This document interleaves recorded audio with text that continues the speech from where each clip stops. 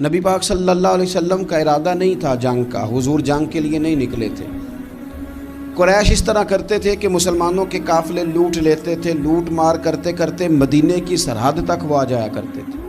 ایک قافلہ ابو سفیان لے کے جا رہے تھے تجارت کے لیے، تو اس میں سارے کافروں کا مال شامل تھا۔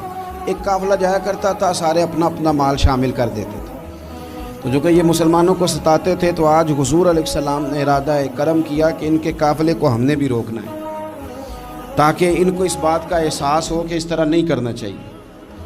اس قافلے کے لیے نبی پاک صلی اللہ تعالی علیہ وسلم نکلے، جنگ کا تو ارادہ ہی نہیں تھا۔ 313 لوگ حضور کے ساتھ تھے، اور سواریوں کی تعداد اس طرح کی تھی کہ بعض اوقات ایک سواری پر 3 لوگ سوار تھے، 2 آدمی سوار ہوتے تھے، تیسرا پیدل چلتا تھا۔ اور قربان جائیں، حضور علیہ السلام کی مساوات کا یہ عالم تھا کہ نبی پاک تھے، حضرت مولا علی تھے اور جناب زید تھے۔ 2 سوار ہوتے تھے، ایک پیدل چلتا تھا۔ جب 2 غلاموں کے سوار ہونے کی باری تھی، آقا کے پیدل چلنے کی باری تھی، تو حضرت علی نے اور جناب زید نے عرض کی حضور آپ بیٹھ جائیں، ہم پیدل چلتے ہیں۔ حضور فرمانے لگے نہ تمہارے اندر طاقت زیادہ ہے اور نہ تمہیں ثواب کی ضرورت زیادہ ہے، مجھے اللہ نے طاقت بھی زیادہ دی ہے اور میں ثواب سے بھی مستغنی نہیں ہوں، لہذا تم اگر پیدل چل سکتے ہو تو میں بھی پیدل چلوں گا میں بھی پیدل۔ یہ چیز مساوات پیدا کرتی۔ حضور اس طرح جا رہے تھے۔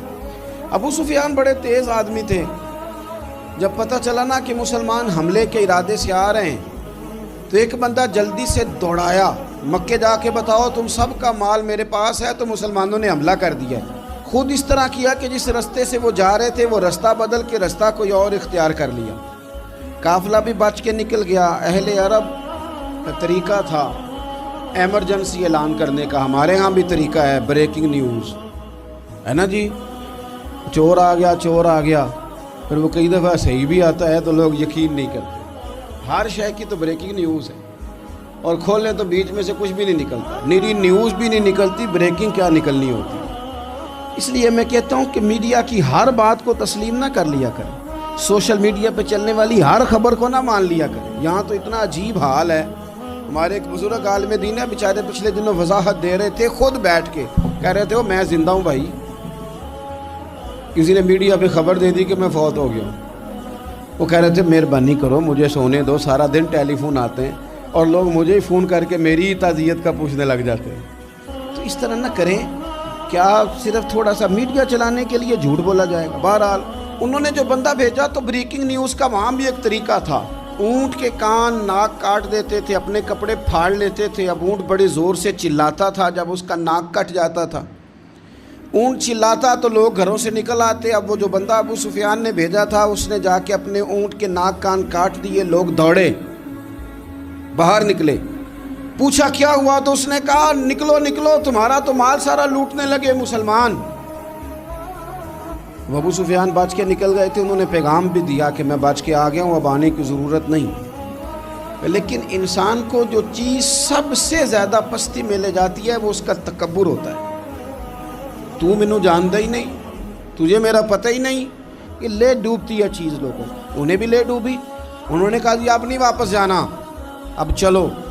1000 کا لشکر، گانے بجانے والی عورتیں ساتھ، شراب کے مٹکے ساتھ، 10 اونٹ روز ذبح ہو رہے ہیں، سردار دعوتیں پکا رہے ہیں، گوشت بھونا جا رہا ہے۔ بدر میں پہنچ گئے، مسلمان بھی 313 پہنچ گئے۔ یہ ساری رات شرابیں پیتے، وہ ساری رات سجدے کرتے، یہ ناچ گانے سرور کی محفلیں سجتی اور وہ رسول پاک کی تقریر سنتے، حضور کے خطبات سے فیض یاب ہوتے۔ عمیر بن وہب کو بھیجا ابو جہل نے کہا پتہ کر کے آؤ بندے کتنے، اس نے جا کے کہا کہ 312 313 310 اتنے۔ کہنے لگا جنگ کیا کرنی ہے، ان کو سویرے اونٹوں کی پشتوں پہ باندھ کے لے جائیں گے، مکے جا کے دیکھیں گے کیا کرنا ہے۔ یہ تکبر ہے نا۔ تو عمیر بن وہب کہنے لگا ہیں 312 ہیں 313، میرے اندازے میں 310، لیکن ایک کا بھی واپس جانے کا ارادہ کوئی نہیں۔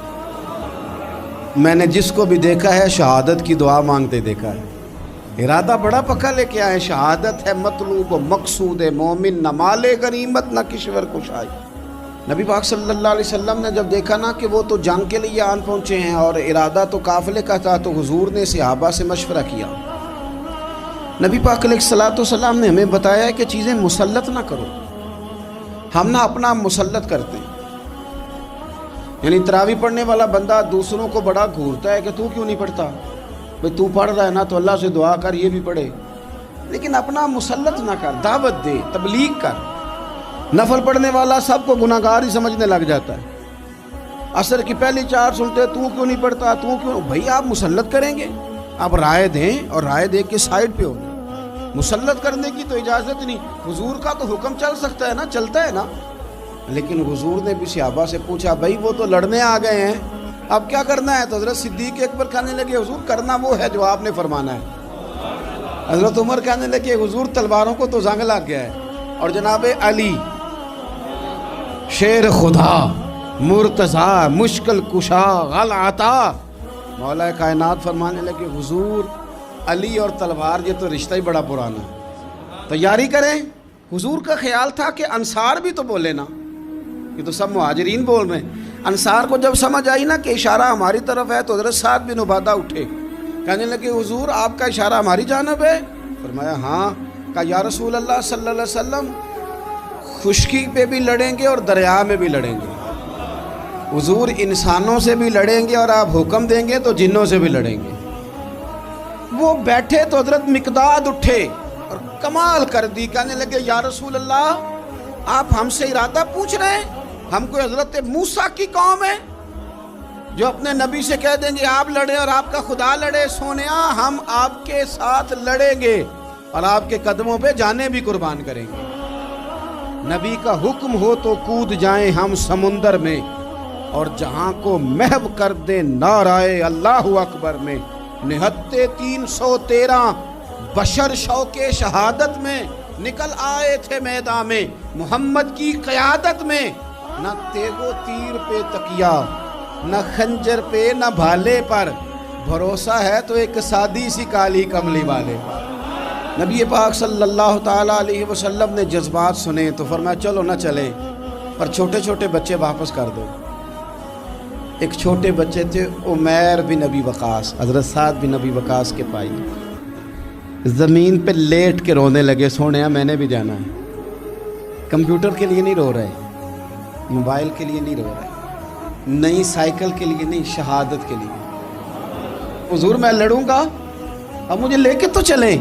یا رسول اللہ میں طاقتور نکلوں گا، لے کے تو چلیں۔ ان کے آنسو دیکھ کے حضور نے فرمایا لے چلو نا ساتھ۔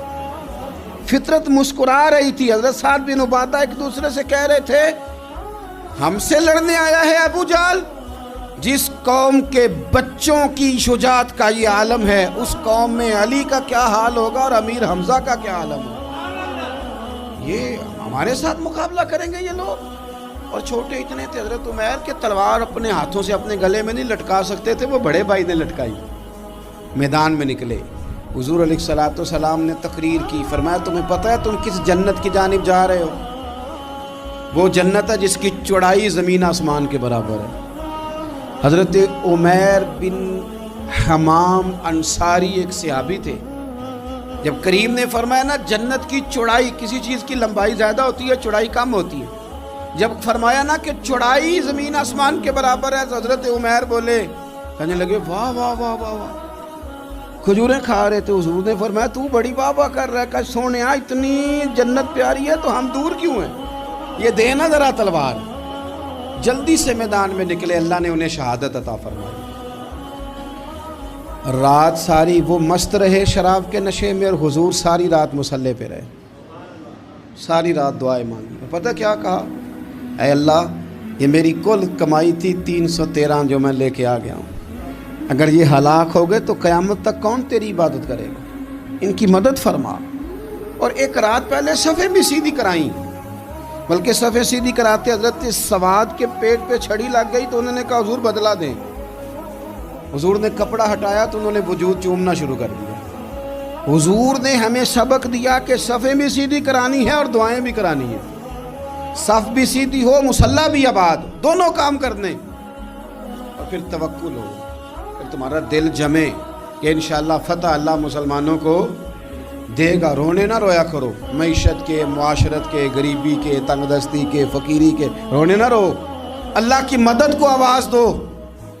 ہم نے وہ لوگ بھی دیکھے ہیں بیچارے جو نہ اسلامی معیشت پہ بات کرتے ہیں، نہ معاشرت پہ، نہ اخلاقیات پہ، اور جب بھی بات کریں گے کہیں گے حضور کو تو علم ہی کوئی نہیں تھا، قاری کچھ نہیں سکتے، مجبور محض تھے معاذ اللہ، یہ تقریریں کریں گے۔ یہ مسلم شریف کی حدیث ہے، کوئی اختلاف والی بات نہیں، پر بعض اوقات نا دل کو تکلیف ہوتی ہے کہ یار اس طرح کی باتیں کیوں کرتے ہو۔ یہ مسلم ہے۔ حضرت انس بن مالک فرماتے ہیں ایک رات پہلے حضور نے چھڑی پکڑی اور میدان بدر میں جا کے فرمایا، لکیر کھینچ کے فرمایا یہاں ابو جہل مرے گا، یہاں عتبہ مرے گا، یہاں شیبہ، یہاں ولید مرے گا۔ حضور نے لکیریں کھینچی، فرماتے ہیں باقی لوگ جنگ لڑ رہے تھے اور میں چپ کے لکیریں بھی دیکھ رہا تھا کہ حضور نے لگائی تھی۔ فرماتے ہیں اللہ کی عزت کی قسم کوئی کافر ایک انچ بھی ادھر ادھر نہیں ہوا، جہاں نبی پاک نے لکیر لگا دی تھی وہیں مرا ہے۔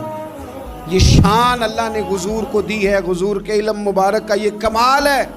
نہ اس طرح کی باتیں کریں جس سے امت تقسیم ہو۔ سویرے جنگ شروع ہوئی، صبح 3 کافر میدان میں نکلے، عتبہ، شیبہ اور ولید، 3 انصاری مسلمانوں کی جانب سے مقابلے میں نکلے، لیکن وہ تکبر جو ہوتا ہے نا وہ جان چھوڑتا نہیں۔ تو ولید کہنے لگا، عتبہ شیبہ کہنے لگے ہم نے نہیں ان سے لڑنا، یہ تو ہمارے پائے کے ہی نہیں، کوئی قریش میں سے بھیجو، قریش میں سے۔ آپ نے کون سا ناراض ہونا ہے، ویسے چودھریوں کے بچے، سیٹھوں کے بچے کچھ بھی نہیں کر پاتے، کیونکہ ساری زندگی لوگ چودھری صاحب کہہ کے دماغ ہی نہیں ٹھیک ہونے دیتے، وہ رہ جاتا ہے کام سے ہی۔ میرے حضرت صاحب فرمایا کرتے تھے، میرے استاد جی، کسی گھر میں علم چلا جائے تو کئی دفعہ نکل آتا ہے، لیکن کسی گھر میں پیری مریدی چلی جائے وہ نہیں نکلتی، کیونکہ پیر کا بیٹا جس طرح کا بھی ہو لوگ پیر مان ہی لیتے ہیں۔ اور اسی طرح کسی گھر میں چودراہٹ چلی جائے تو وہ بھی باہر نہیں آتی۔ بچوں کو لوگ چودھری کہہ دیتے ہیں، وہ اس بیچارے کا بھی دماغ خراب ہوتا ہے، کچھ کر ہی نہیں پاتا۔ یہ چودراہٹ ہر جگہ مصیبت کھڑی کرتی ہے، اللہ ماشاء اللہ۔ ولید کہنے لگا ہم نے نہیں لڑنا، یہ ہمارے پائے کے بندے پہ جو انصاریوں سے لڑے۔ تو فطرت مسکرا کے کہہ رہی تھی لگتا ہے تمہارا جلدی مرنے کا ارادہ ہے، ٹھیک ہے۔ پھر نبی کریم نے فرمایا ٹھیک ہو گیا، چلو۔ ابو عبیدہ بن جراح اٹھے، حضرت عبیدہ اٹھے، حضور نے فرمایا اب اللہ کا شہر امیر حمزہ اٹھے، حضرت امیر حمزہ اٹھے۔ تیسرے نمبر پہ حضور نے فرمایا یا علی کم، علی اٹھنا جار ذرا نکلنا میدان میں۔ دیواریں ہلتی رہتی ہیں اور در کانپ جاتا ہے، علی کا نام سن کے اب بھی خیبر کانپ جاتا ہے۔ حضرت علی شیر خدا رضی اللہ تعالیٰ مولا کائنات اٹھے، حضرت امیر حمزہ اٹھے، حضرت عبیدہ اٹھے، عتبہ کے مقابلے میں گئے، حضرت امیر حمزہ قتل کیا اپنے دشمن کو۔ شیبہ کے مقابلے میں گئے حضرت عبیدہ، لیکن حضرت عبیدہ بوڑھے تھے، اس نے ان پہ حملہ کیا، ان کا پیر کاٹ دیا۔ حضرت علی نکلے ولید کے مقابلے میں، 2 ہی ضربیں لگائیں، ولید کا سر کاٹ کے حضرت عبیدہ کی مدد کو بھی پہنچ گئے حضرت علی، اس کو بھی قتل کیا۔ پھر حضرت عبیدہ کو اپنے کندھوں پہ اٹھایا، نبی پاک کی بارگاہ میں لائے، انہوں نے حضور کے قدموں کو چوم کے کہا حضور مجھے شہادت ملی کہ نہیں ملی؟ تو نبی پاک نے فرمایا رب نے تمہیں شہادت کا درجہ دے دیا۔ اب میدان میں جہاد شروع ہوا، لڑائی شروع ہوئی، لوگ نکلے۔ حضرت زبیر بن عوام بھی برچھی لے کے، ایک کافر نکلا، آس اس کا نام تھا، وہ سارا لوہے کا لباس پہن کے آ گیا، صرف آنکھیں نظر آ رہی، بڑے مسلمانوں کو زخمی کر رہا تھا، اب کیسے لڑیں اس کے خلاف؟ تو حضرت زبیر بن عوام کے ہاتھ میں برچھی تھی، بس آنکھیں نظر، اتنی زور سے اللہ اکبر کہہ کے برچھی ماری نا کہ اس کا آپ نے گلا ہی کاٹ کے رکھ دیا، ہر چیز اس کے دماغ سے باہر نکل آئی، زمین پہ تڑپا۔ وہ برچھی اتنی پسند آئی نبی پاک کو، حضور کو صرف تسبیح پسند نہیں آتی، برچھی بھی پسند آتی، حضور کو صرف تلاوت والا مومن نہیں، جہاد والا بھی پسند آتا ہے۔ اصل پتہ مسئلہ کیا ہے کہ مسلمان نا ایک چیز دیتے ہیں پھر اسی کا شکار اور دوسری کو چھوڑ دیتے ہیں۔ دین ہمہ پہلو ہے، آپ سجدے کی بات بھی کریں، جہاد کی بھی کریں، دونوں دین ہیں۔ اور یہ یاد رکھیں کہ اسی سے مسلمان مضبوط ہوتا ہے۔ حضور کو برچھی اتنی پسند آئی کہ آپ کو بخاری میں ملے گا، نبی پاک نے برچھی لے کے بطور یادگار کے اپنے پاس رکھ لی، پھر وہ برچی حضرت صدیق اکبر کے پاس رہی، پھر وہ برچی حضرت عمر کے پاس رہی، پھر حضرت عثمان کے پاس رہی، پھر مولا علی کے پاس رہی۔ میں ان لوگوں کو کیا کہوں جنہوں نے مکے مدینے میں نبی پاک کی یادیں مٹا دی ہیں۔ سونے نے تو صحابہ کی یادگار تلواریں بھی سنبھال کے رکھی، اور تم نے حضور نے جس کنویں سے پانی پیا تھا وہ کنواں ختم کر دیا، تم نے جہاں حضور نے غسل کیا تھا وہ جگہ ختم کر دی۔ کیا بات کرتے ہو صاحب، وہ جگہیں تو ہمارے لیے چومنے کے لائق تھیں اور آنے والی نسل کو وہاں عقیدت کے پھول برسانے تھے۔ تم نے کیا سلوک کیا؟ جنگ آگے بڑھی، تلواریں چمکی، 2 چھوٹے بچے۔ او نوجوانوں، خدا را واپس لوٹو اپنے دین کی طرف۔ 2 چھوٹے بچے، اور یہ اس طرح کے لفظ ہیں، مجھے کیا لینے دو وہ دیسی تھے، مجھے کیا لینے دو پینڈو تھے۔ وہ 2 بچے آ کے حضرت عبد الرحمن ابن عوف سے پوچھتے ہیں، کہتے ہیں چاچا جی ابو جہل کدھر ہے؟ یہ لفظ ہیں حدیث میں، چاچا جی، چاچو کدھر ہے ابو جہل؟ تو کہتے ہیں میں نے ہاسکی کا پتر، تم نے کیا کہنا ہے؟ تو چھوٹے والے کو باتیں بھی صحیح نہیں کرنے آتی تھی، کہنے لگا چاچا اسے مارنا ہے۔ کہا کیوں مارنا ہے؟ کہا اس لیے کہ ہم نے سنا ہے وہ ہمارے نبی کو برا کہتا ہے معاذ اللہ۔ کہا تم اگر نام مار سکے تو چھوٹا کہہ رہا ہے، کہتا نام مار سکے تو مریں گے تو صحیح نا حضور کے نام پہ۔ حفیظ جلندری کہتے ہیں وہ کہہ رہا تھا مریں گے یا ماریں گے اس ناری کو، سنا ہے گالیاں دیتا ہے وہ محبوب باری کو، معاذ اللہ حضور کو برا کہتا ہے۔ میدان میں آئے دونوں، زور زور سے تلواریں ماری، گھوڑے سے گرا لیا ابو جہل کو۔ حضرت معاذ جو تھے بڑے والے، ان کا بازو کٹ گیا، تھوڑا سا گوشت سا لٹک رہا تھا۔ یہ نرم و نازک بچے ہمارے، یہ میدانوں میں کام کریں گے؟ جن کو تھکاوٹ ہوتی ہے، جو پیناڈال کی گولی کھا کے سوتے ہیں رات کو، بازو لٹک رہا تھا۔ حضرت معاذ نے اس پر اپنا پیر رکھا، جھٹکا دے کے اتار دیا۔ حضرت عبداللہ ابن مسعود کو کہا، انہوں نے گردن کاٹ دی ابو جہل کی۔ دونوں تلواریں لے کے حضور کے پاس گئے۔ چھوٹا کہتا ہے حضور میں نے مارا ہے، بڑا کہتا ہے حضور میں نے مارا ہے۔ کہتا ہے نہیں تو پیچھے تھا، میں نے مارا ہے۔ وہ کہتے نہیں تو بعد میں آیا تھا، میں نے مارا ہے۔ فرمایا تلواریں دکھاؤ نا۔ جب تلواریں دکھائیں تو حضور فرمانے لگے تم دونوں نہیں مارا ہے، برابر کا ثواب ہے۔ جس کا بازو کٹا تھا کریم رسول نے فرمایا ادھر لانا بازو، وہ بازو لائے، حضور نے اسی جگہ رکھ کے نا دوبارہ لعاب دہن لگایا۔ حضرت معاذ حضرت عثمان غنی کے زمانے تک موجود رہے۔ فرماتے ہیں کٹنے سے پہلے طاقت کم تھی، جب حضور نے جوڑا ہے تو طاقت پہلے سے زیادہ ہو گئی ہے، پہلے سے زیادہ ہو گئی ہے طاقت۔ کہتے ہیں کہ نبی پاک سید عالم صلی اللہ علیہ وسلم کی خدمت میں حضرت عکاشہ آئے، کہنے لگے سونیا میرے جذبات کنٹرول میں نہیں آ رہے، میں ان بے ایمانوں کے گلے کاٹوں گا، پر میرے پاس تلوار ہی کوئی نہیں، کوئی تلوار ہو تو ماروں نا۔ ایک درخت کی جڑ تھی، ٹہنی تھی، حضور نے یوں کر کے کھینچی، فرمایا یہ لینا تلوار۔ کہتے ہیں وہ حضور کے ہاتھوں میں ٹہنی تھی، میرے ہاتھوں میں آتی گئی اور تلوار بنتی گئی۔ پھر اس سے کافر کاٹے حضور کے معجزات۔ 5000 فرشتہ بھیجا اللہ نے جنگ بدر میں۔ کتنے؟ یہ میں نے بات اس لیے بیان کی ہے کہ اقبال نے ایک مشورہ دیا، کہتے ہیں تو فضائے بدر تو پیدا کر، فرشتے تیری نصرت کو اتر سکتے ہیں گردوں سے، کتار اندر کتار اب بھی۔ اقبال کیوں ایسا کہہ رہا ہے؟ تو اقبال کہتے ہیں اس لیے کہ آج بھی ہو اگر ابراہیم کا ایمان پیدا تو آگ کر سکتی ہے انداز گلستاں پیدا۔ 5000 فرشتہ آیا۔ مجھے تو لگتا ہے فرشتوں نے بھی دعا کی تھی کہ یا اللہ ہم تیرے نبی کی قیادت میں لڑنا چاہتے ہیں۔ فرشتے آئے، سپر پاور تھی روما، بڑی طاقتور سمجھتی تھی، ایران، روم، یہ کیسر و کسرا، بڑی طاقتیں تھیں۔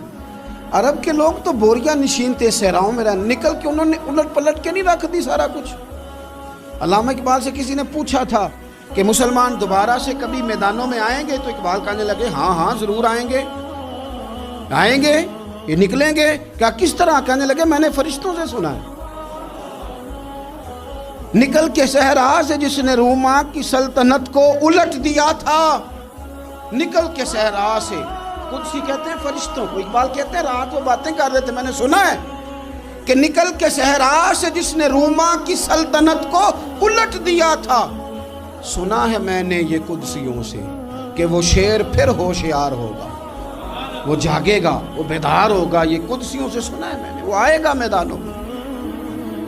घुमसान का रंग पड़ा, अबू जाल कत्ल हुआ, उमैया कत्ल हुआ, कुछ देर के बाद मारा गया, अबुल बुख्तरी और उतबा और शैबा और वलीद बड़े बड़े सरदार कत्ल हुए, 70 काफिर मारे गए, 70 मुसलमानों ने कैदी बनाए, बाकी भाग गए और सामान छोड़ के भाग गए और घोड़े छोड़ के भाग गए, और जिसको इधर भागने का मौका मिला इधर भागा, कह रहे थे इनको बांध के ले जाएंगे, और जिसको इधर भागने का मौका मिला वो इधर भागा। पीछे से हज़रत साद बिन उबादा बोल रहे हैं, कहने लगे हमने तो सुना था मर्दों से मुकाबला है, तुम तो बीवियों से भी कमज़ोर निकले हो, क्या भागते हो। 14 मुसलमान शहीद हुए सिर्फ। 3 दिन हुजूर ने क़याम किया बदर में, कुर्बान जाएं। जंग का आगाज़ भी मेरे नबी के सजदे से हुआ और जंग ख़त्म हुई तो फिर करीब सजदे में चले गए। अल्लाह तेरी मदद आई तो काम बना, तेरी मदद ना होती तो कुछ ना कर